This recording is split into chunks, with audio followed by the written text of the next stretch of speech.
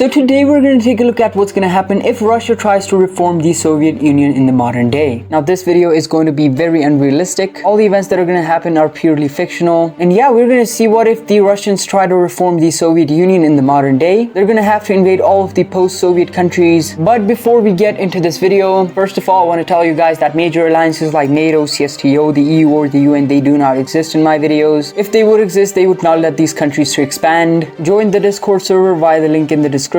Subscribe to the second channel. But now let's get right into the video. Now as we can see here, Russia is the second strongest country in the world, and if they would want to reform the Soviet Union, it's going to be pretty easy. I mean, way easier than the Italians reforming the Roman Empire. If you haven't watched that video, go ahead and watch it. But yeah, even before the militarization process, we can see that first of all Belarus just joins the Russians, because they're Belarus. And yeah, after annexing Belarus, the Russians are going to start their invasions. I mean, they don't even have to militarize their country because there's a second strongest country in the world, of course. And all of these guys had gained their independence like 30 years ago or something. It was 1991. But yeah, they're gonna start off by declaring war on Azerbaijan. And yeah, that happened. Sorry to any people from Azerbaijan, but we all knew this was gonna happen. Armenia is getting suffocated. They surrender without a fight. And now Georgia is the only remaining country in the Caucasus, but they refuse to surrender. And so now we can see that the Russians are at war with the Georgians. So yeah, it takes them a while, but we can see that the Russians ultimately take the entire country. It took them a while because of the mountainous terrain. And yeah, and pretty much now we can see the Soviet borders in the Caucasus. This was pretty easy for the Russians, and they have secured their borders down here. Of course, they haven't secured it. The Turks are not happy about the Azerbaijani invasion. Well, maybe the Iranians are happy. But yeah, after the invasions in the Caucasus, the Russians now militarize their country. I mean, I don't think that we need to say that they are militarizing. Already they are militarizing, so even with their current military, if the Western countries don't support the Eastern European countries, the Russians can easily take over. Now we can see that the Russians are going to start their Central Asian campaign, and they start things off by declaring war on Kazakhstan for obvious reasons,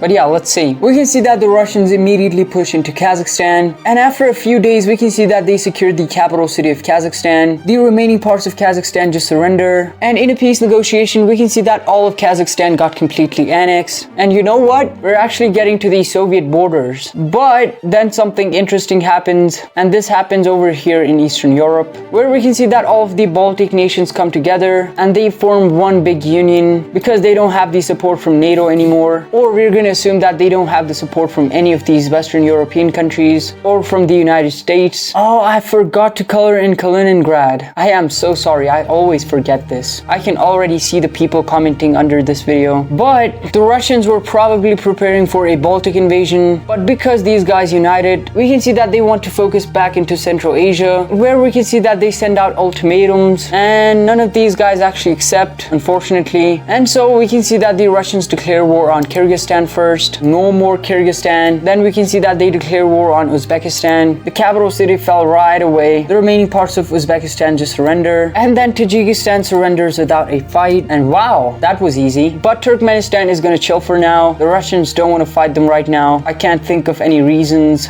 But yeah, now the only places that they need to invade are Ukraine and the Baltic nation. And we're assuming that the Russia-Ukraine war does not exist in this video. And between these guys, the Russians are going to try to take out the Baltic nation, for which they're going to be militarizing their country, as they had to spend a lot of resources in taking Central Asia, all of this region. So yeah, it takes them a few years to do this. But after all of this time, we can see that the Russians now declare war on the Baltic nation. So now let's see. We can see that the Russians now push in from Kaliningrad, connecting themselves to mainland Russia. We can also see that they push in from here, and they push deep inside Latvia, cutting the Baltic nation into two parts. The northern half surrenders, and after the capture of the last capital city, the remaining parts of the Baltic nation just go ahead and surrender. They got completely annexed, and now the only remaining country on this list is Ukraine. And Russia fighting with Ukraine it's pretty interesting. The Ukrainians cannot defend themselves if they don't have the support from the Western countries and from NATO, of course. So if we say that the United States is not supporting Ukraine or any other NATO country or any other European country, and if Ukraine was on their own, then they probably don't stand a chance against the Russian army. So yeah, after a few years of preparation, Russians, we can see that the Russians now declare war on Ukraine. Oh, by the way, Turkmenistan just joined. But yeah, let's see what happens here. We can see that the Russians now push in from Crimea. They also push in from the north. The Ukrainians are unable to defend themselves because they are heavily outnumbered. We can see that the entire coastline has been taken. We can see that one army now pushes down. The Battle of Kiev ends in a decisive Russian victory this time. The Russians now push in from all sides, securing all of these regions. These troops push down, cutting off the western parts of Ukraine from the eastern parts, would then go ahead and surrender. And the Ukrainian troops are now fleeing to other countries, and by other countries I mean Poland. But yeah, after all of this chaos, we can see that the remaining parts of Ukraine just go ahead and surrender. They had no other choice. And yeah, Ukraine was the last major country that Russia had to invade. I mean, Moldova joins. They send an ultimatum to Moldova, demanding their annexation.